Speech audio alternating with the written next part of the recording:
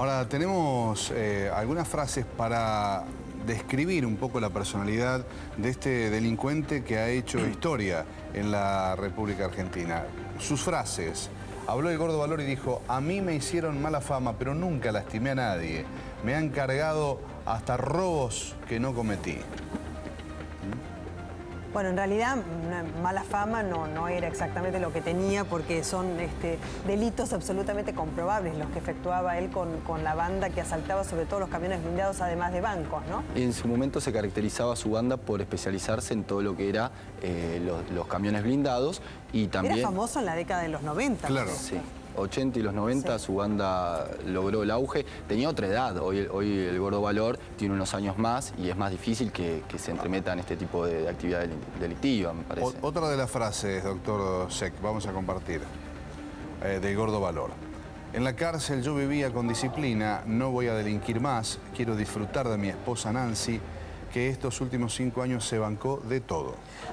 Ahora, como abogado, ¿no?, y especializado en estos temas penales, cuando una persona que está por cumplir ya el total de la condena, como es este caso, que le faltaba 6 meses y por eso se le otorga libertad asistida, cuando nosotros leemos esta frase, cuando las dice el Gordo Valor, supuestamente, ¿se la creemos o no?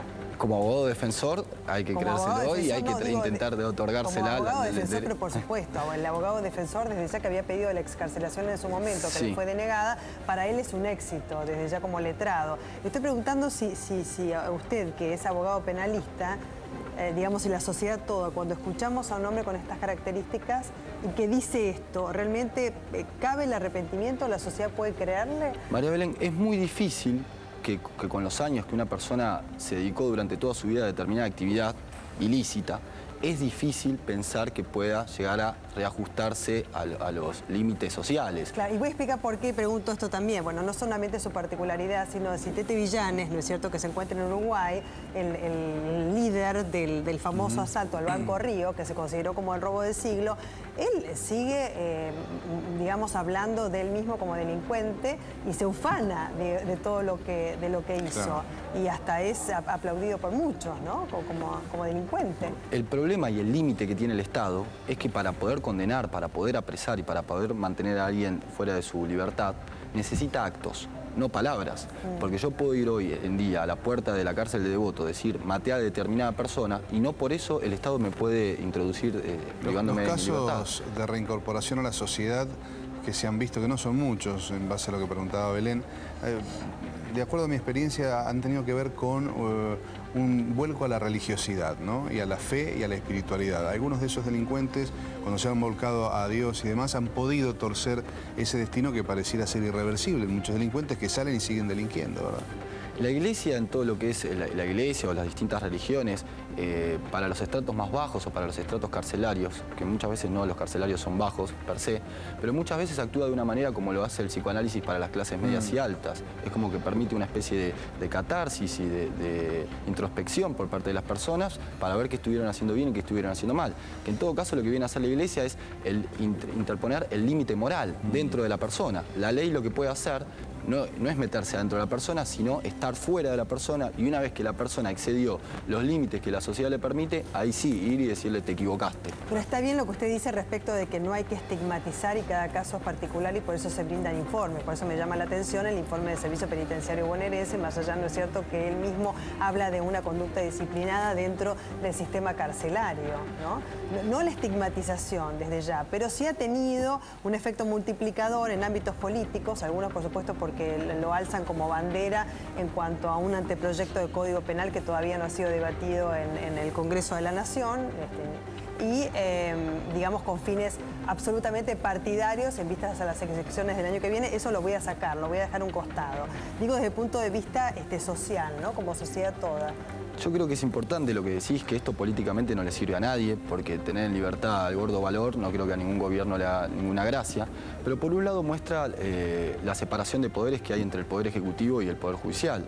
El Poder Ejecutivo no está contento con esta medida porque siempre se le va a achacar a ellos que esta especie de puerta giratoria que se dice en la sociedad. Ahora, igual no me referí, perdón, al Gobierno Nacional en particular, porque hubo opositores también que se van a presentar como candidatos a presidentes el año que viene, o por lo menos esa es su aspiración, y digamos se han opuesto a esta medida del juez. Porque quizás están utilizando esta medida del juez como una ventaja política. Claro, porque, eso lo quería dejar de lado. Exactamente. no, hablabas de puerta giratoria, ¿no? Y me quedé pensando en esto de los jueces garantistas y dónde está el problema, porque está muy claro que para la sociedad no vivimos en un país con una de las mejores justicias. La gente reclama todo el tiempo dos temas, la inseguridad y después que mucha gente entra por una puerta, sale por la otra, esto que llamás puerta giratoria vos en la justicia, o que está muy pocos años purgando una condena. Vos como abogado joven debés percibir esto también, pero desde adentro de la ley, vos trabajás, sos abogado, ¿dónde está la solución a esto? Perdón, es especialista en derechos humanos. Claro, pero además, digo, ¿esto es la aplicación de parte del juez? ¿Dónde pones la responsabilidad? ¿O hay que cambiar leyes? Yo creo, Adrián, que hay un problema que se viene, en general, la vara se corre de la derecha hacia la izquierda sin un límite medio. Antes, directamente por imputarte determinado delito con una gravedad, no te permitían la excarcelación.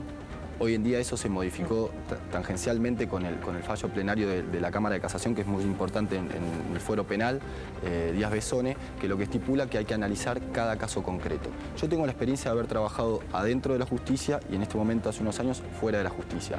El problema es que, como yo trabajaba en una fiscalía, el problema que teníamos que los presos solicitaban derechos que estaban estipulados en la ley, porque hoy el gordo valor, la solicitud que hace su abogado defensor, está escrita en la ley, no es que está pidiendo algo que lo inventa. Entonces hay que modificar la ley. Yo creo que hay que modificar, no sé si tanto hay que modificar la ley, sino que hay que atender caso por caso. Yo creo que no hay que modificar todo un sistema por el caso del gordo valor, sino que hay que ser más...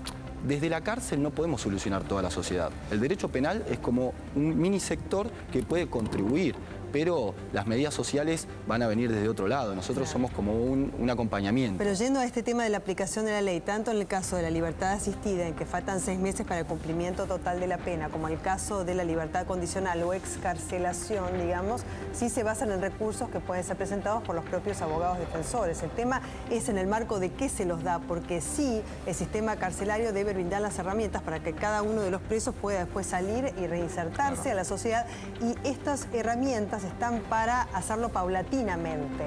El tema es qué control y seguimiento hay respecto de aquellos a los que se le da una libertad asistida, una libertad condicional o una excarcelación. Y acá va a estar controlado. Y va a estar controlado y seguramente... Dije supuestamente porque tiene que estar controlado. Y se va a tener que presentar él periódicamente en determinado lugar. Y depende, eso lo va a estipular el juez según la gravedad o el peligro de fuga que pueda llegar a existir por la persona o tema de delinquir. Pero lo que te repito es eso, es que yo no sé si el problema es sistemático a nivel sistema. El problema es muchas veces de los recursos, como decís, María Belén, porque uno puede otorgar una libertad asistida cuando correspondía, pero después si no se realiza un efectivo control, nada vale y se va a recaer sobre el sistema y quizás el sistema estaba correctamente articulado. Bueno, muchísimas gracias. Gracias, doctor. Gracias a ustedes. Muy amable.